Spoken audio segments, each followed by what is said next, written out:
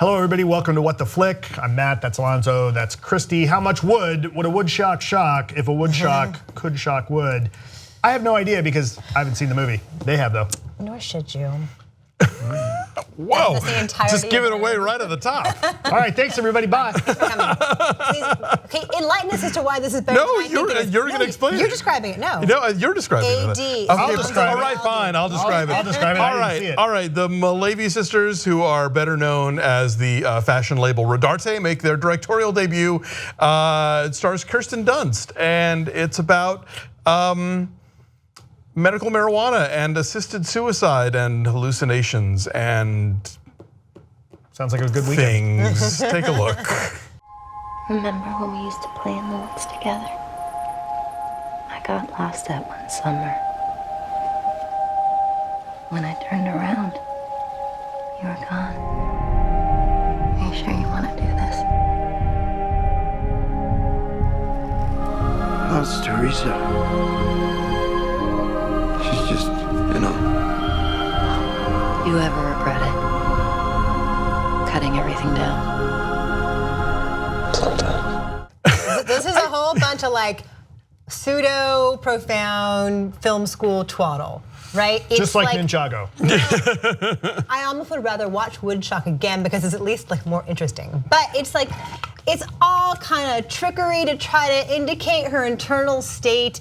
It's double exposures and lens flares and like stream of consciousness editing, and it's trying so hard to be avant-garde. Yeah. And to what end? I mean, what is supposed to be her descent into despair really is like a flat, straight line, because she's despondent at the beginning and sort of meandering in this haze in the beginning, and that is the state in which she remains for the entirety of the film, even though she's smoking a ton of pot and a ton of increasingly potent pot, theoretically, and the hallucinations that she goes on, like, I don't know that in any way there is an indication of her deepening state. It's just like, this is how she is the whole time, and if you can persevere for an hour and a half of watching that, then good luck. Have fun with that.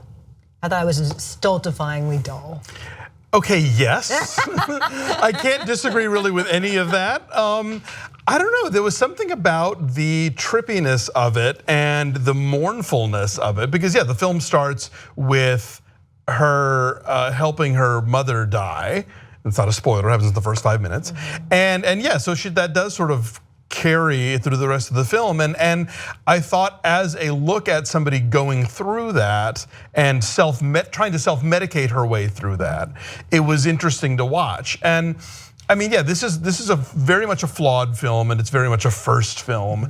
But it's the kind of first film where I think, well, now that you've got this out of your system, I want to see what else you got, because I do think that the two of them have a real grasp of a very specific visual language. They're really leaning hard on the 70s stuff. I mean, it's set in the modern day, like the medical marijuana dispensaries are a key part of the plot, right. So it has to be now.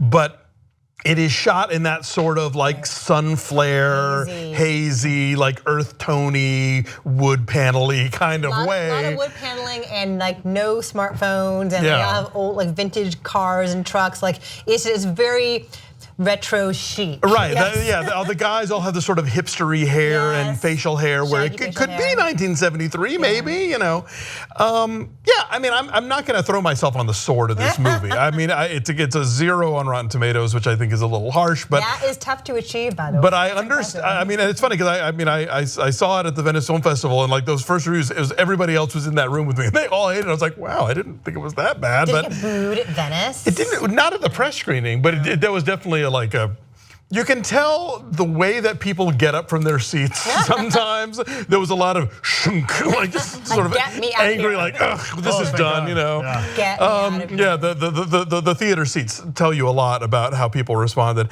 Yeah, I mean, it is up its own ass. I will be the first to admit, but I don't know. I like what they're going for, and again, I think this is the sort of thing where maybe 2 or 3 movies from now, if they really have seized more upon how to tell a story and how to create characters. We'll look back at this one as like, okay, well, you can see the beginnings of something here. You can see where they were going after certain things. I mean, I was thinking about the Virgin Suicides a lot because it's Kirsten Dunst. It was depressed. And it was Sofia Coppola's first film, and that also sort of worked in a lot of kind of 70s visuals. That took place in the 70s. Exactly, That that had an excuse. I thought also of Melancholia. Yes. And what a superior film that is in terms of also having a very specific visual language. Yes. And conveying an inherently internal state in a way that is devastating, because Kirsten Dunst is a great actress and has massive range, and she's very resourceful. In a movie like that has a script, that has characters, that has an arc, allows her to show all of that. And this does not. Like, all her relationships with the boyfriend and with her guy who's her boss at the medical marijuana dispensary, it's like they're all so amorphous. It's hard to care about whether any of them develop or remain, or the thing with the boyfriend, he's such an asshole from the very beginning. It's like, what keeps them together? Why is she with him? And she just meanders in this fog the whole time. The first scene gives you hope that this is going to be a compelling film, because it's a really daring way to open a film with her like helping her mother die. Yeah. And it is tearful and it is startling, and then from there it's just really bland. I'm gonna mention really fast, Pilu Asbeck is the roguish, hard-partying, bad boy medical marijuana boss, guy. yes. But even he's a bummer. Even he's like no fun.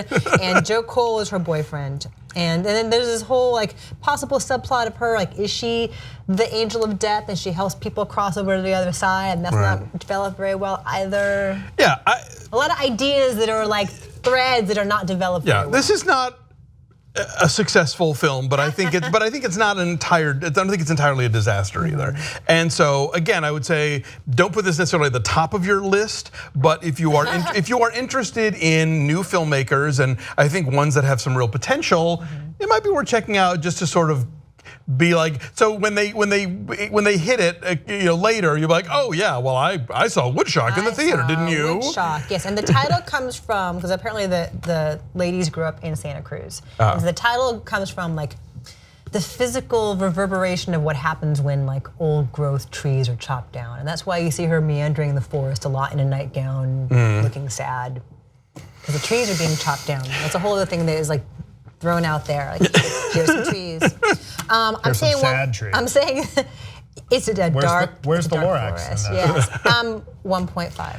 I'm gonna say I'm gonna go 5.5 just because I think there are I'm its biggest fan apparently. If you reviewed it wouldn't be at 0 on the tomato meter. That's true, but I saw it and I like, oh, this is Dave White. Oh, you just got to get attention.